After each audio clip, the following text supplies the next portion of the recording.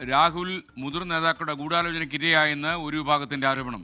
ഗൂഢാലോചന അന്വേഷിക്കണമെന്ന യൂത്ത് കോൺഗ്രസ് വനിതാ നേതാവിന്റെ പരാതിക്ക് പിന്നാലെ പ്രതിപക്ഷ നേതാവ് ഉൾപ്പെടെയുള്ളവർക്കെതിരെ സൈബർ ആക്രമണം രൂക്ഷമായി. കൂടുതൽ വിശദാംശങ്ങളുമായി ഷബീദ് റാവുത്തർ ചേരുന്നു. ഷബീദ്, ഗുഡ് മോർണിംഗ്, പറയൂ.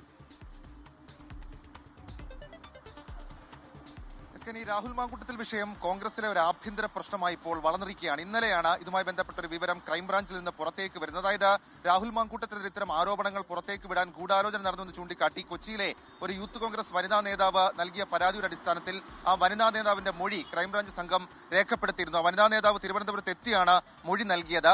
ആ മൊഴിയിൽ അവർ പറഞ്ഞിരിക്കുന്ന കാര്യം, രാഹുലിനെതിരെ ഇത്തരം ആരോപണങ്ങൾ പുറത്തേക്ക് വരാൻ കോൺഗ്രസിനകത്ത് ഗൂഢാലോചന നടന്നു. ആ ഗൂഢാലോചനയ്ക്ക് പിന്നിൽ പ്രതിപക്ഷ നേതാവ് വി ഡി സതീശനും മുതിർന്ന കോൺഗ്രസ് നേതാവായിട്ടുള്ള രമേശ് ചെന്നിത്തലയും ആണ്. മാത്രമല്ല അവരുടെ പങ്കടക്കമുള്ള കാര്യങ്ങളിൽ അന്വേഷണം നടത്തണം എന്നുള്ളതും ആ മൊഴിയിൽ ആവശ്യപ്പെട്ടിരുന്നു. ഇതിന് പിന്നാലെയാണ് ഇത് കോൺഗ്രസിലെ ഒരു ഉൾപാർട്ടി പ്രശ്നമായി മാറുന്നത്. കോൺഗ്രസിൽ തന്നെ ഇക്കാര്യത്തിൽ രണ്ട് അഭിപ്രായമുണ്ട്. നിയമസഭാ സമ്മേളനത്തിൽ രാഹുൽ മാങ്കൂട്ടത്തിൽ പങ്കെടുക്കണോ വേണ്ടോ എന്നുള്ള കാര്യത്തിൽ തന്നെ ഇതിനോടകം തന്നെ നേതാക്കളുടെ വ്യത്യസ്തമായിട്ടുള്ള അഭിപ്രായങ്ങൾ നമ്മൾ കേട്ടു. മാത്രവുമല്ല ഇതുമായി ബന്ധപ്പെട്ട ചില സൈബർ ആക്രമണങ്ങളും ഇപ്പോൾ ഉടലെടുത്തിട്ടുണ്ട്. അത് കോൺഗ്രസ് പാർട്ടിക്ക് ഒരു തരത്തിലും ഗുണം ചെയ്യില്ല എന്നുള്ളതാണ് നിലവിലെ മുതിർന്ന നേതാക്കളുടെ അഭിപ്രായം. അതിൽ ഏറ്റവും പ്രധാനമെന്ന് പറയുന്നത് ഒരു തെരഞ്ഞെടുപ്പ് കാലത്ത് രാഹുൽ മാങ്കൂട്ടത്തിൽ ഒരു വിഷയമായി വരികയും കോൺഗ്രസ് അത് പ്രതിരോധം തീർക്കുകയും ചെയ്യേണ്ടി വരുന്ന ദുരവസ്ഥയാണ് എന്ന് കരുതുന്ന നേതാക്കൾ പോലും ഉണ്ട്. ഏതായാലും ഈ വിഷയത്തിൽ പ്രതിപക്ഷ നേതാവിന്റെയും ചെന്നിത്തലയുടെയും പ്രതികരണം ഇന്നുണ്ടാകും.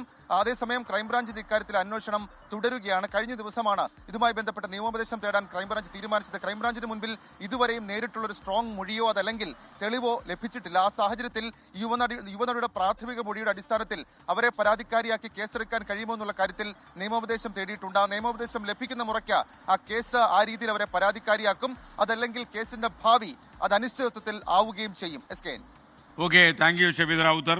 ലോകത്തെവിടെയായാലും ഏത് സമയത്തും 24 വാർത്തകളും ഓഗ്മെന്റഡ് റിയാലിറ്റി പാക്കേജുകളും എക്സ്പ്ലെയിനറുകളും വിശദമായി കാണാൻ ഞങ്ങളുടെ യൂട്യൂബ് ചാനൽ നിങ്ങൾക്ക് സബ്സ്ക്രൈബ് ചെയ്യാം.